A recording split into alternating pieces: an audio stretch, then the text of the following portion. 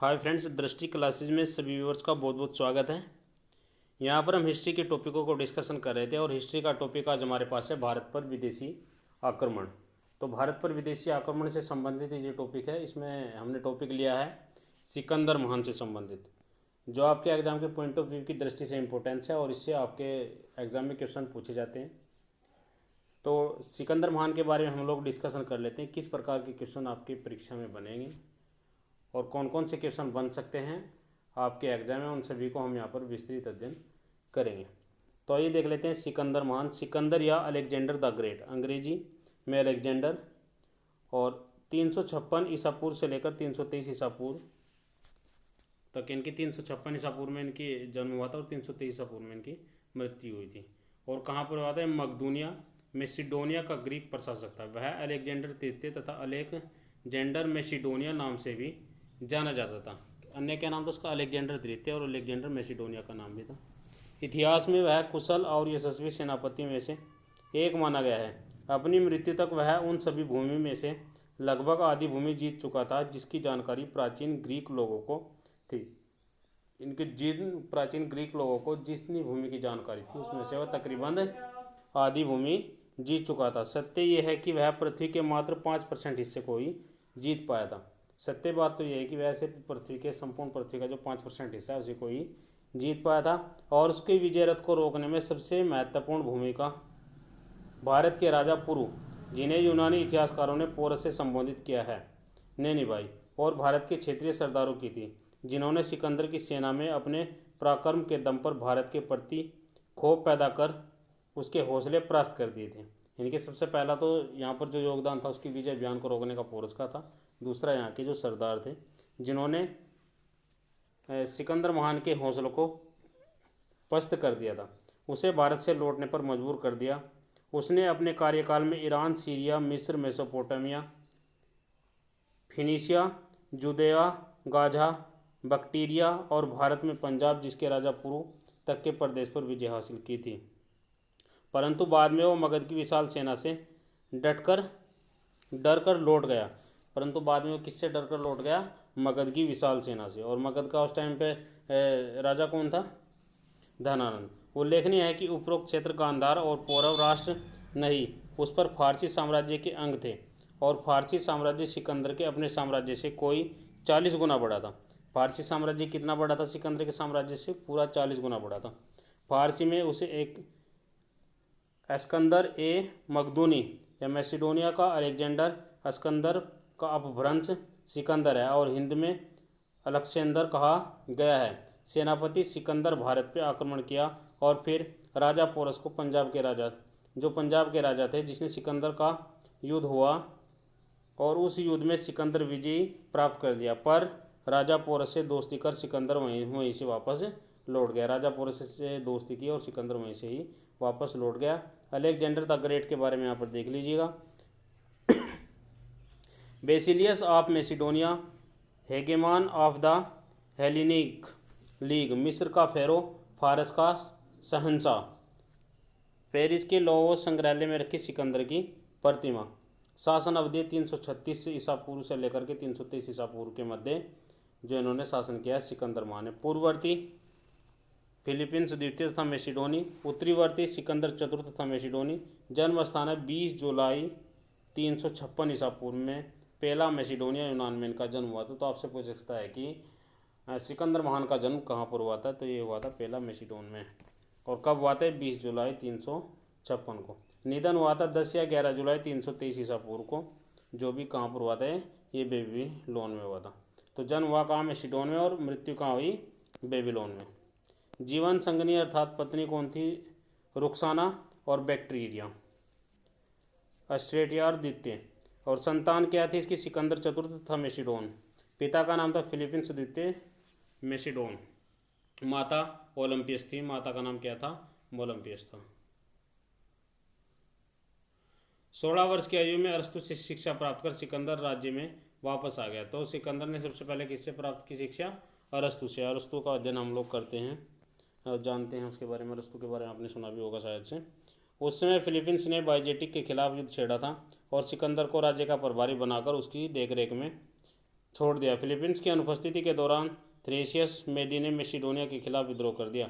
सिकंदर ने तुरंत उसके खिलाफ अभियान चलाकर उन्हें अपने इलाके से खदेड़ दिया। बाद में उसी इलाके में यूनानियों के साथ एक उपनिवेश स्थापित कर अलेक्जेंड्रोपोलिस नामक एक शहर की स्थापना की। अब हम यहाँ पर देखेंगे, ये बीच में कोई ज़्यादा इम्पोर्टेंस नहीं है। अब यहाँ पर देखेंगे ये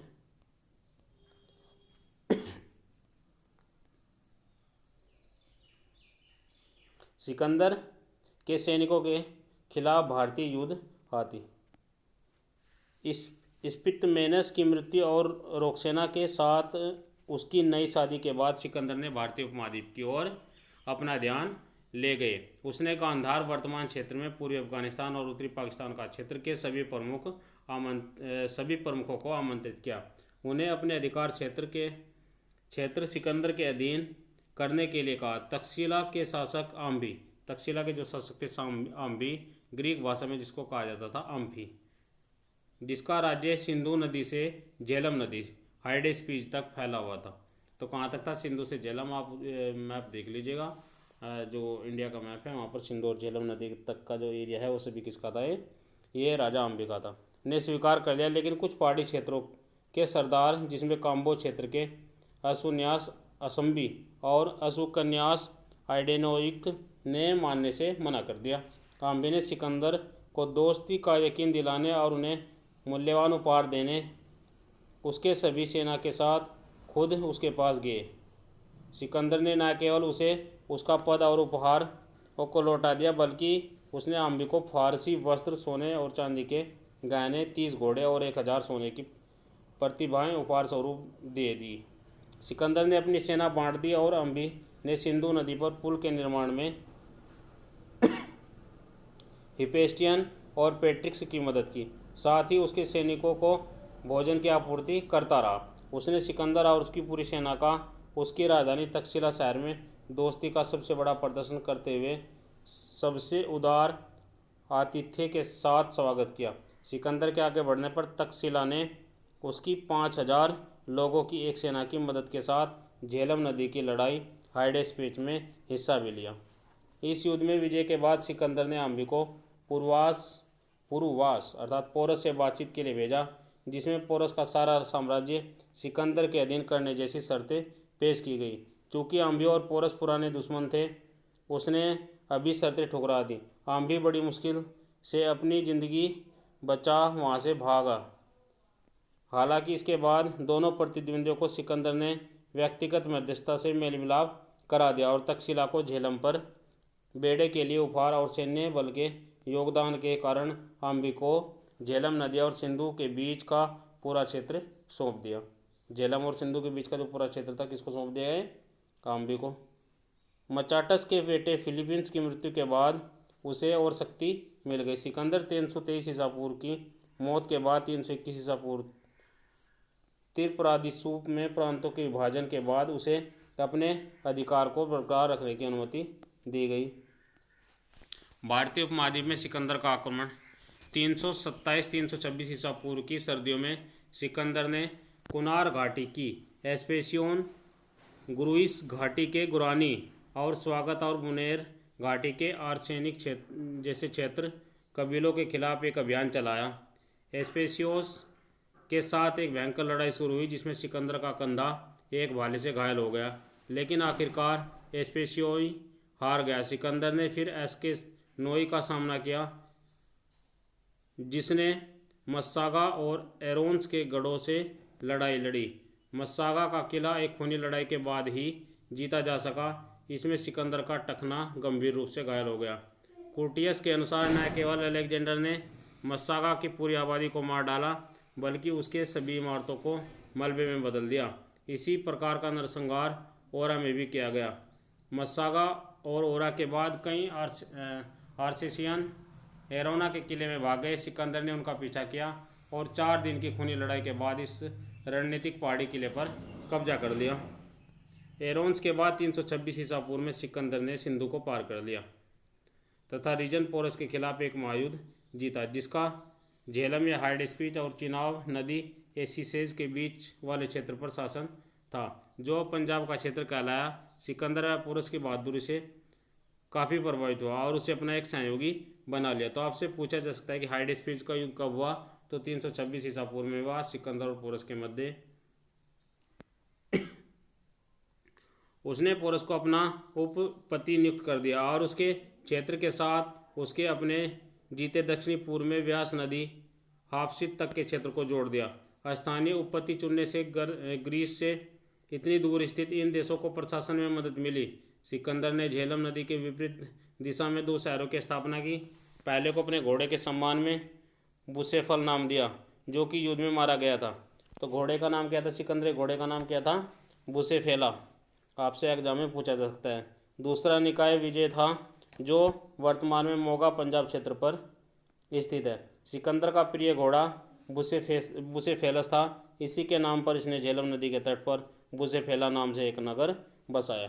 तो आपसे ये पूछा जा सकता है कि सिकंदर के घोड़े का क्या नाम था, बुसेफेला नाम था। सेना का विद्रोह।